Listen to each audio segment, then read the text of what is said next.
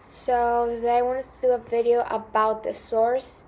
Well, not about the source, but about this case. But I'm going to be starting with this source because I found several other websites linking and references this one, and I'm curious to why that happened. But I think it's because the source is local to where it happened. But I'm just gonna start on with the video. I can't breathe. Woman slipped boyfriend inside suitcase, filmed as he suffocated, deputy says. Video shows Sarah Boone told the victim for everything you've done to me. So in Orange County, Florida, a 42-year-old Orlando woman is accused of slipping her boyfriend inside a suitcase during a game of hide and seek and leaving him to die as he called out her name, according to the Orange County arrest affidavit. Sarah Boone arrested on a charge of second-degree murder. The Orange County Sheriff's Office said deputies responded to the 4700 block of France Lane in Winter Park around 1 p.m. Monday after Boone reported her boyfriend Jorge Torres Jr. was dead. Deputies said she told investigators they were playing a game of hide and seek and they thought it would be funny if Torres got into the suitcase, according to the affidavit. Boone told deputies she slipped Torres into the suitcase. She told deputies they drank alcohol during the night and passed out in her bed, according to court records. Investigators said she told deputies she woke up later and realized her boyfriend was still in the suitcase. When Boone found Torres unresponsive in the suitcase, she told deputies she called her ex-husband, who lives a few minutes away. After seeing Torres' body, the ex-husband told Boone she needed to call 911, records show. Deputies said they found Torres' body near the front near of a blue suitcase.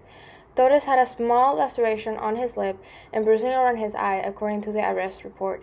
He also had scratches on his back, among other injuries, according to the medical examiner's office. Boone denied being in a physical altercation with Torres. The sheriff's office said Boone gave verbal and written consent to let deputies search her phone.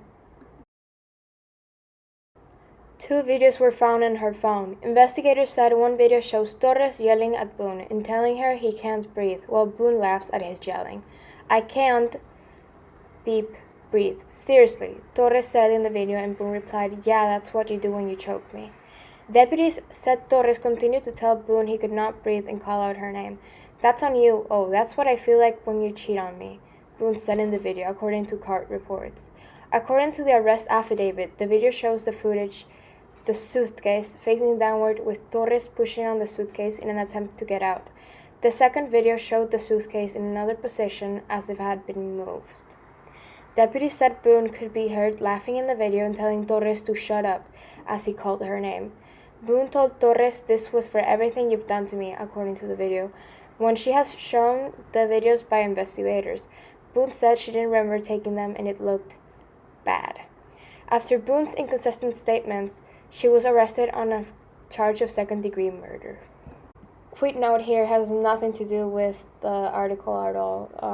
I just thought the author looked like the villain from Alvin and the Chipmunks. Okay.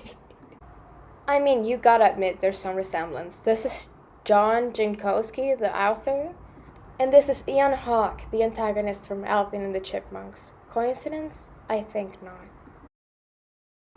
Moving on. I went on other sources, and I'll link them below if you're interested in the case. But I was not able to find any other details that would be helpful in finding out the reason why this happened, if it was actually homicide, or we could call it like a drunk accident, I guess. Because I give Sarah Boone the benefit of doubt on this one, because technically she's innocent till proven guilty.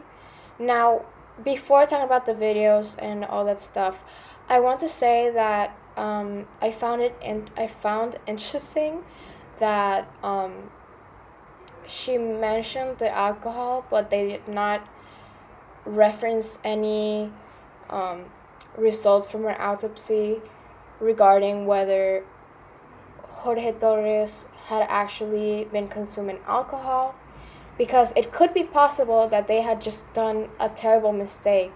Let's not consider the videos for now. Putting the videos aside, this could have been an accident. And there's a small possibility that it was happening because, believe it or not, drunk accidents happen. I mean, look at Donald Trump. Am I right? Okay, now moving on.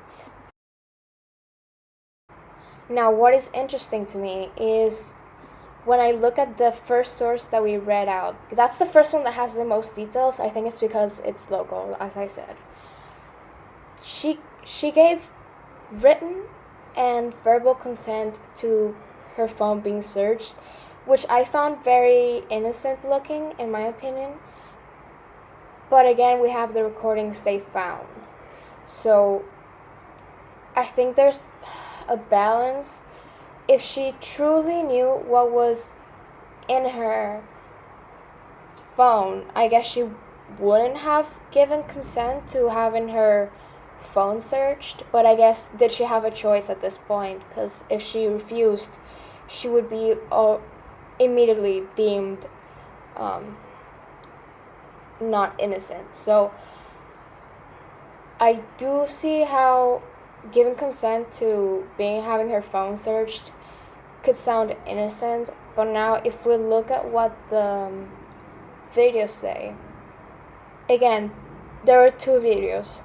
One showed Torres yelling at Boone and telling her he can't breathe, while Boone laughs at his yelling.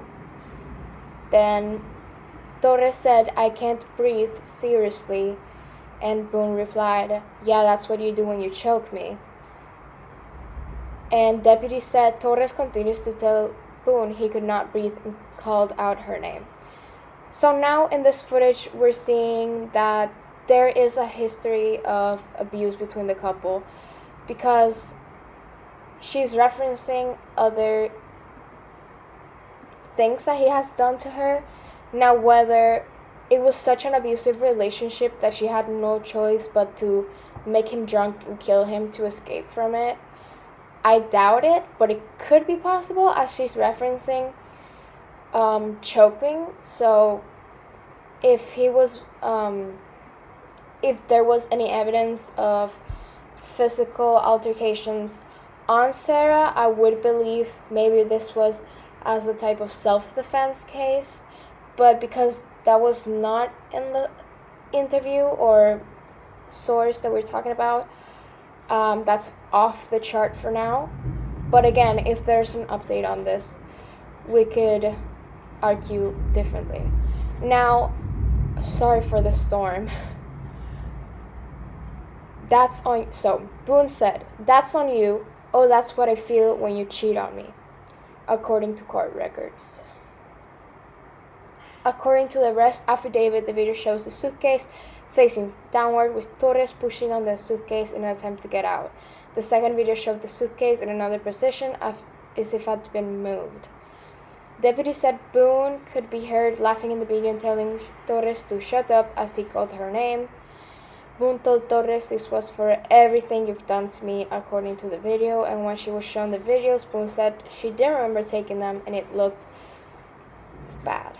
Okay, so now we see that she's claiming that she doesn't remember. This goes with the first theory that it was actually a drunk accident, which is possible, but now that I see the videos, I don't really believe that point too much. I mean, could be possible, but not really at this point. Second theory I have is that she was escaping from an abusive relationship, and that is also possible because, as mentioned, she does reference abuse, but whether it was as extreme as she is posing it to be, I doubt it to be. I doubt that the abuse was so bad that she had to kill him in a suitcase to escape, considering that she had access to a phone to call her ex-husband after she found him dead. I think if she was such in an isolated, it's just my opinion, but if she was so isolated and so hopeless that the only way she could get out of this situation was to kill him, she wouldn't be able to access a phone unless he was dead, and she did after, which, again, I'm not saying Torres did not abuse her. I'm just saying it was possible that it was not self-defense. Well, there was obviously a malicious intent for the homicide. I do think at this point, our third theory, and the one that is supported by the authorities right now, is that she wanted revenge from the abuse that he had done. And I mean, I find it rational to a point that you might want to see someone that has been making you suffer also go through pain. But to the extent as to suffocate someone to their death, and then, I mean, I don't think it really balances out. If anything, she could have charged him with abuse. If the choking and the abuse actually happened, she could have actually made a case against him and have him locked up. But I guess that wasn't really a thing that she was having in mind.